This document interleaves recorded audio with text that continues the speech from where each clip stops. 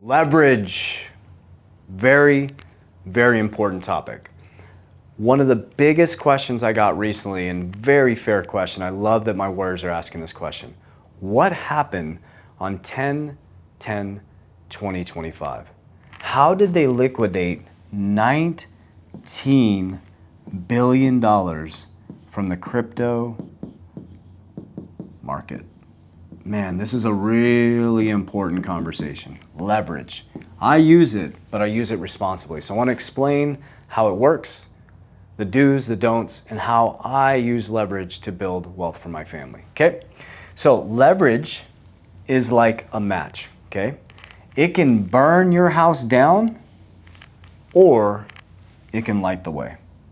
There's only two ways this can go. And it depends on who is using the leverage.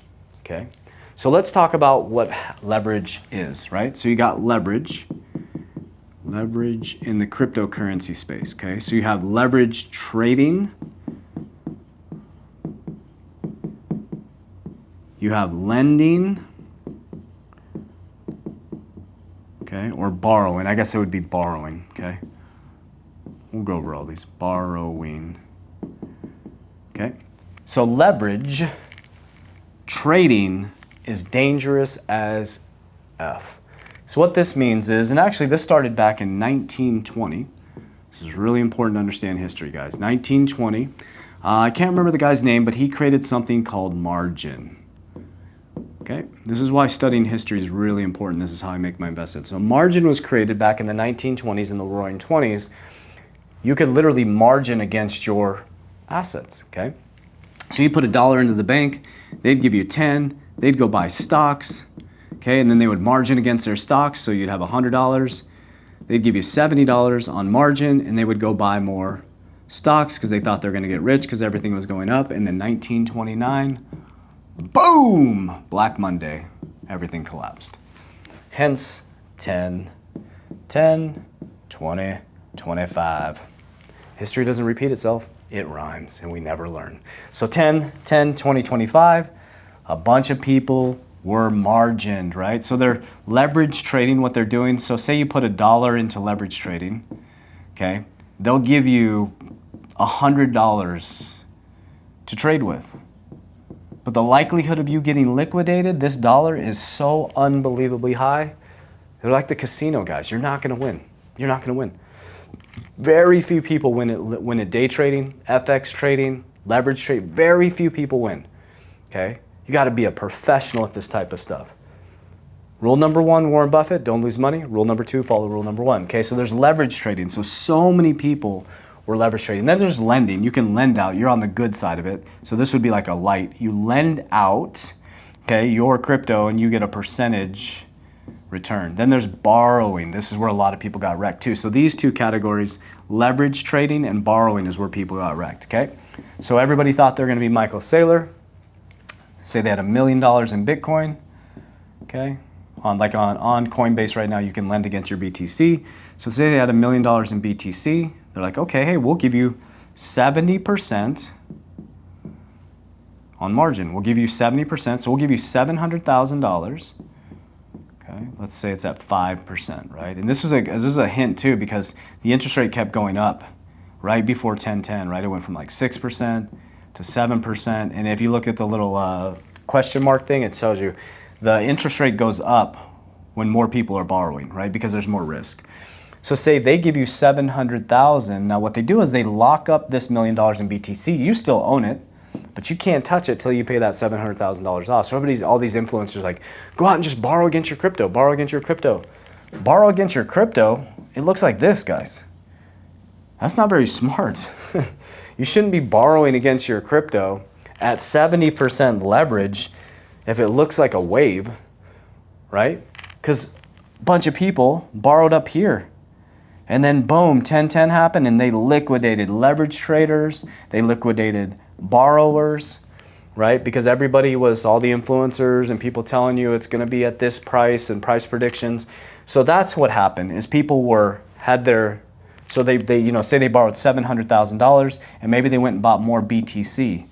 Okay, so they thought it was going to go up so they could pay this off, but then 10-10 flash crash. And it's going to happen again. You're going to have more black swans, I promise you. Okay, so that's leverage, and I'll share with you how I use leverage, okay? Again, I use it to create light for my family. I'm very responsible with leverage. I'll give you an example with Bitcoin.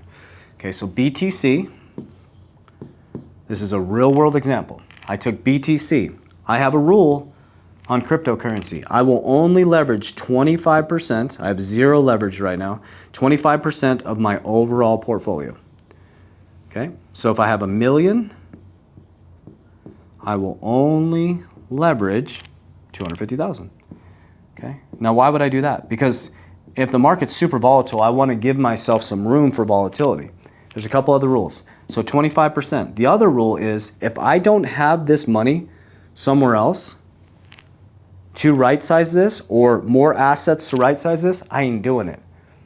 That's absolutely crazy because what happened is when 10-10 happened, everybody was scrambling and they take your BTC, it's gone. They take your BTC because they didn't have the money. They were borrowing against their future selves. They borrowed because they didn't have it to try to get more and they got greedy and they got wrecked, okay? So over here, what we did is we took BTC, we borrowed from our BTC at 25%, on a DeFi platform, we used Salt, okay? Not recommendation, I'm sharing exactly what I did, okay? They gave me cash, tax-free, at 14%. Okay, so they gave me cash at 14%, tax-free. Okay, they locked up my BTC, that portion, that 25%. So of the 25%, they only gave me 70%.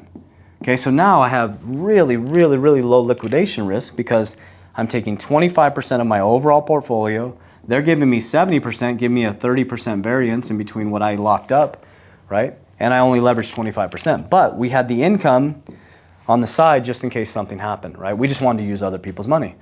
So we took the BTC and we bought our insurance brokerage.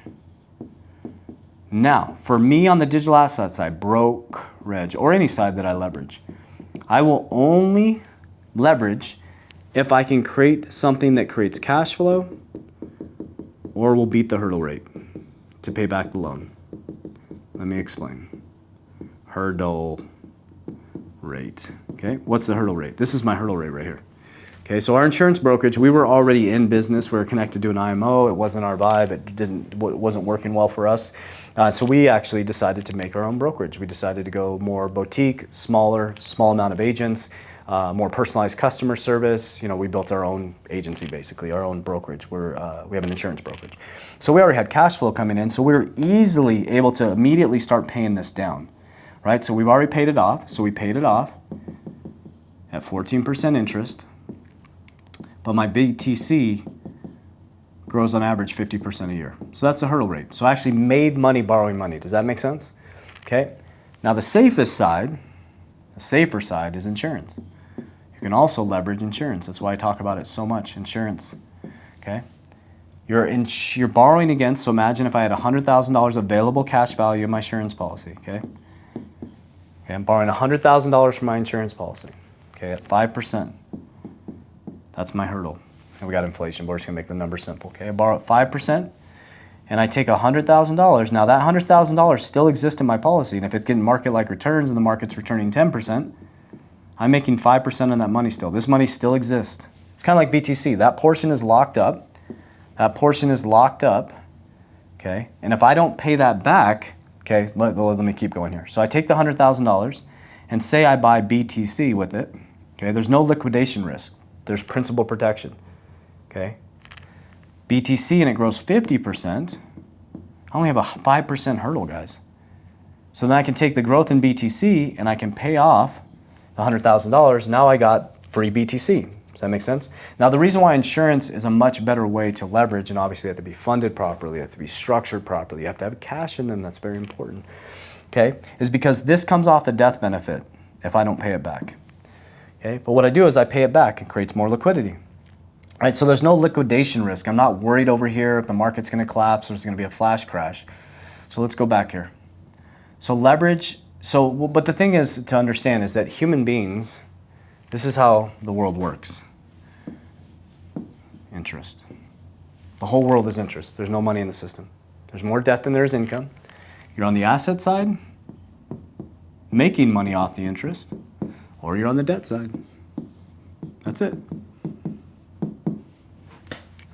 That's it. And if you're out of debt and you're holding $1, your money is becoming worthless every single year because of inflation. So you work hard, you trade time for money, you have $1 million. Okay? Okay, that $1 million is becoming worthless every single year. So what I do is I like to be on the asset side to make interest. I take the growth in interest. I use leverage to multiply my money and to light my house. But those are the rules and parameters that I put in place. Okay, so this is why people got liquidated, guys. They're being irresponsible. They're getting greedy. That's why the casino has free drinks. They give you free rooms. You're not going to win. And when you do win, you give it all back. Okay, and then people start to borrow against their assets irresponsibly, and they think that they have it all figured out and they're going to beat the system, and these riddlers and price prediction people and hopium, and they get wrecked. That's how people get liquidated. So again, I'll leave you with this. Leverage is like a match. You can burn the house down or you can light the house. The choice is yours. Warriors, rise, get your shit together.